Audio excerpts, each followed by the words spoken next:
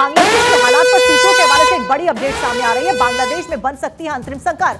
खालिदा जिया के नेतृत्व में सरकार बनने की संभावना जताई जा रही है। अब आपको बता दें कि खालिदा जिया कौन है। खालिदा जिया बांग्लादेश की पूर्व प्रधानमंत्री हैं। खालिदा जिया को 17 साल की जेल की सजा सुनाई जाती है। भ्रष्टाचार के बड़े आरोप खालिदा जिया के ऊपर लगते हैं। पूर्व प्रधानमंत्री खालिदा जिया थी। 2018 में उनको 17 साल की जेल की सजा सुनाई जाती है भ्रष्टाचार के बड़े आरोपों में। लेकिन फिलहाल क्योंकि मौजूदा पीएम जो थी शेख हसीना, उनके द्वारा अपने पद से अंडर प्रेशर आकर इस्तीफा दे दिया गया। भारत में वो मौजूद है और वो वापस बांग्लादेश फिलहाल नहीं जाने वाली है। और सरकार में किसकी सरकार बनेगी ये देखना महत्वपूर्ण होगा। कौन प्रधानमंत्री का पद संभालता है, इसीलिए ये चर्चाएं लगातार की जा रही कि अंतरिम सरकार बन सकती है। खालिदा जिया के नेतृत्व में अंतरिम सरकार बनने का जो फैसला है वो लिया जा सकता है। अदिति नगर पॉलिटिकल एडिटर हमारी लगातार हमारे साथ बनी हुई। अदिति, अब फिलहाल अंतरिम सरकार बनाने की खबरें सामने आ रही है, लेकिन खालिदा जिया की जब हम बात करते हैं, एक तो भ्रष्टाचार के बड़े आरोप उस नेता के ऊपर और उनकी उम्र भी एक बड़ा रोड़ा बन सकती है, क्योंकि ये कहा जा रहा है कि अगर वो पीएम बनती है तो पहले उन्हें उनकी तबीयत ठीक करने के लिए विदेश भेजा जाएगा, जहां उनका इलाज होगा, और उसके बाद कहीं आकर वो सरकार बनाएंगी। और उसमें भी कई सारे सवाल खड़े किए जा रहे हैं उनकी उम्र को लेकर। जाहिर तौर पे आपने पहले भी बहुत महत्वपूर्ण सवाल था, उसका जवाब मैं पूरा करूंगी, लेकिन उससे पहले जो अभी आपने प्रश्न पूछा है वो उनके और उनकी समर्थक, उनकी पार्टी यही चाहती है कि खालिदा जिया ही वापस से प्राइम मिनिस्टर बने। लेकिन उनके पुराने, सबसे पहले तो 17 साल को उनको जेल भेजा गया। तो शुरुआत ये हुई जब राष्ट्रपति ने उनको बाहर निकाला, तमाम तरीके की चीजें हुई। ऐसी स्थिति में जो युवा हैं, जो छात्र आंदोलन एक्चुअल में शुरू हुआ था, वो लोग चाहते हैं कि Nobel prize winner Muhammad Yunus इस गद्दी को संभाले। तो ऐसे में अभी तमाम तरीके की चीजें वहां पर भी निकल कर आ रही हैं। कुछ देर पहले तो ये सूत्रों की तरफ से, बांग्लादेश से जुड़े सूत्र ये साफ कर चुके थे कि खालिदा जिया के ही नेतृत्व वाली सरकार बनने वाली है। लेकिन उनसे जुड़े, जैसा आपने कहा, हेल्थ की बात कही, जैसा आपने कहा कि तबीयत और उम्र, ये दोनों चीजें आड़े आ रही हैं। ऐसे में सोच विचार चल रहा है, लेकिन इंटरिम सरकार का स्वागत अब दूसरे देश भी करने लग गए हैं, यानी ये तो तय है। लेकिन अब यहीं पर छात्र यूनियन चाहते हैं कि मोहम्मद यूनुस बने। इसके इतर आपने एक बहुत महत्वपूर्ण सवाल ये पूछा था कि कितने समय तक रखना चाहेगा भारत, और अगर जरूरत पड़ती है तो क्या पहले की तरह उतने लंबे साल रखेगा। देखिए, सबसे पहले तो भारत बाय पीसफुल और डायलॉग उस ट्रीटी में विश्वास रखता है, चाहे फिर एक बार का जो पहला मौका है वो चाहता है कि डायलॉग हो। पाकिस्तान से भी कई बार डायलॉग की बात कही गई। अब सवाल क्या उठता है? अब सवाल ये उठता है कि अभी सबसे पहले जो सेफ एग्जिट बांग्लादेश से किया और भारत ने हाथ फैलाए, भारत ने अपने दोनों हाथ खोलकर उनका स्वागत किया, उनको अभी सेफ रखा जा रहा है, हर तरह की सेफ्टी मुहैया कराई जा रही है। लेकिन भारत ये नहीं चाहता है कि भारत अपना स्टैंड क्लियर करते हुए, जब तक शेख जो हसीना है उनको जब तक हरी झंडी नहीं मिल जाती ब्रिटेन से या फिनलैंड से, तब तक जाहिर तौर पे वो भारत में रहेंगी। और भारत इसके लिए कह रहा है कि आप रहिए। यही वजह है कि भारत शेख हसीना पर खुलकर ना उनके लोकेशन की, ना उनके आगे प्लान की बात कर रहा है। क्योंकि अगर जो एंटी सेंटिमेंट इंडिया का कुछ इलाकों में है, बांग्लादेश में, या जो ये पार्टीज हैं उनमें है, अगर उनको ये लगता है कि जिस शेख हसीना को हमने भगाया है उसको शरणार्थी बनाया जा रहा है भारत में, और भारत उसकी मदद कर रहा है, तो कहीं ना कहीं जो रिश्ते शुरू होते किसी डायलॉग से, वो भी खत्म हो जाएगा। भारत पहले चाहता है कि वो आर्मी से तो संपर्क में है ही, अब जो इंटरिम सरकार बने उसका भारत को लेकर क्या रुख होता है। इतने न्यूमरस अमाउंट ऑफ डील्स जो है भारत के साथ अभी ऑनगोइंग है बांग्लादेश की। बांग्लादेश को जरूरत है भारत के साथ जो ट्रीटी, जो संबंध, जो फाइनेंशियल रिलेशनशिप, जो बायलैटरल जो ट्रीटीज हुई हैं, तो बांग्लादेश भी एकदम से भारत से वो रिश्ते नहीं तोड़ सकता अगर उसको एक स्थायी सरकार।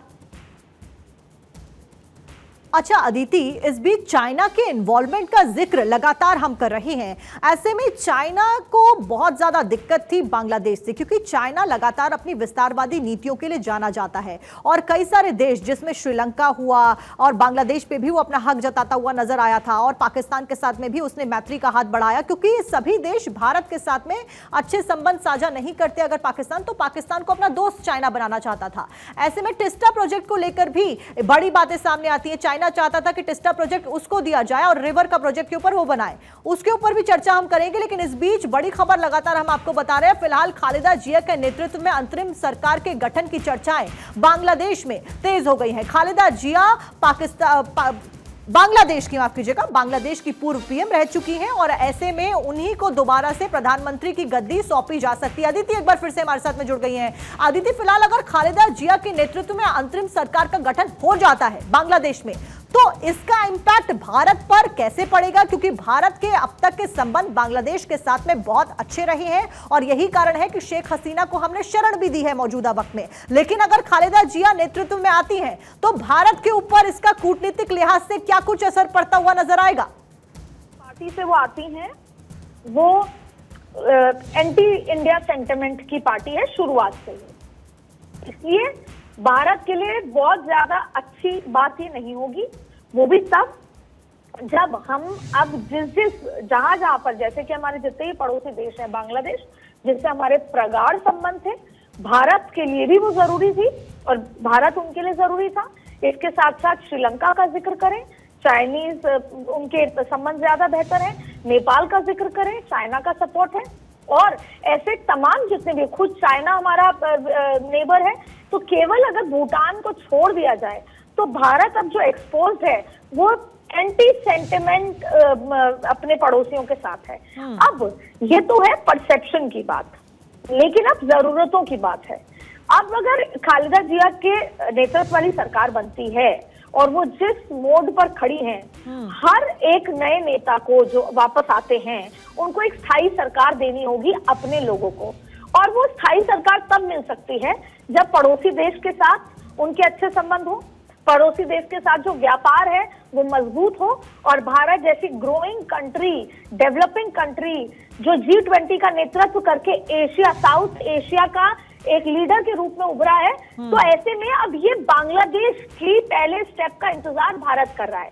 कूटनीतिक आपने जिक्र किया, कूटनीतिक तरीके से भारत ये वेट कर रहा है कि बांग्लादेश में जिसकी भी सरकार बनती है इंटरेस्ट, अब वो भारत के प्रति क्या ब्लाइंड रुख रखता है चाइना के इंपैक्ट में आकर, तो भारत उस तरीके से जवाब देगा।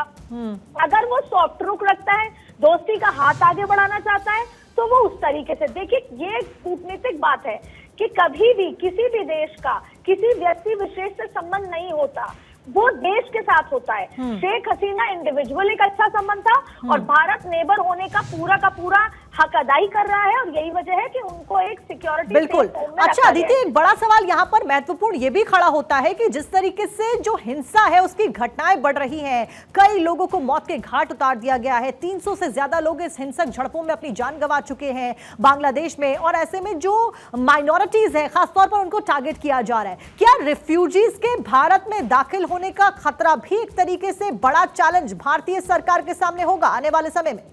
बिल्कुल है। और जब विपक्ष ये कह देती है कि वहां पर जितने भी माइनॉरिटी हैं उनको संरक्षण देना भारत सरकार का फर्ज है, तो जाहिर तौर पे ये कितना सही है कितना नहीं, लेकिन अब भारत कूटनीतिक तरीके से पहला स्टेप यही है जो कल से मॉनिटर हो रहा है कि हमारे से कोई संरक्षण मांग रहा है, हम देंगे जिस लिहाज तक हमारे देश के वासियों को इम्पैक्ट ना हो।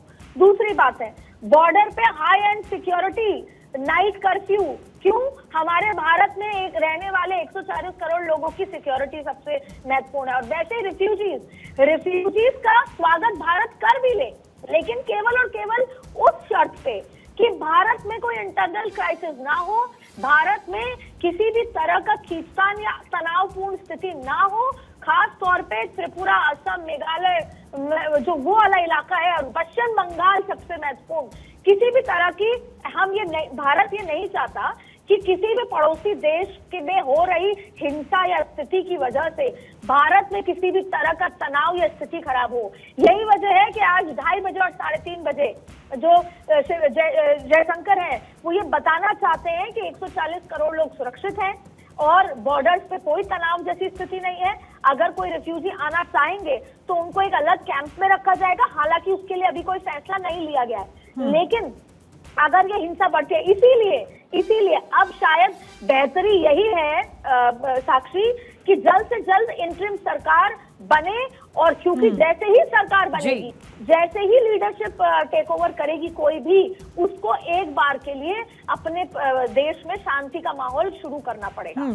ठीक तो है अभी अदिति, जो जानकारी हिंसा चल आपने रही दी। है, फिलहाल ये बहुत महत्वपूर्ण जानकारी जो आपने दी कि भारत का रुख कूटनीतिक लिहाज से आने वाले समय में क्या कुछ होता है। और सबसे महत्वपूर्ण बात यह भी हो जाती है कि आज दोपहर 3:30 बजे जब विदेश मंत्री एस जयशंकर लोकसभा में इस पूरे मामले को लेकर संबोधित करेंगे तो क्या कुछ उनके द्वारा कहा जाता है, क्या कुछ रुख बांग्लादेश को लेकर स्पष्ट भारत की ओर से किया जाता है, यह भी बहुत महत्वपूर्ण। बहुत बहुत शुक्रिया आदित्य आपका जानकारी देने के लिए। लगातार पल पल की अपडेट बांग्लादेश में हुई बगावत के ऊपर भारत 24 आपको दे रहा है।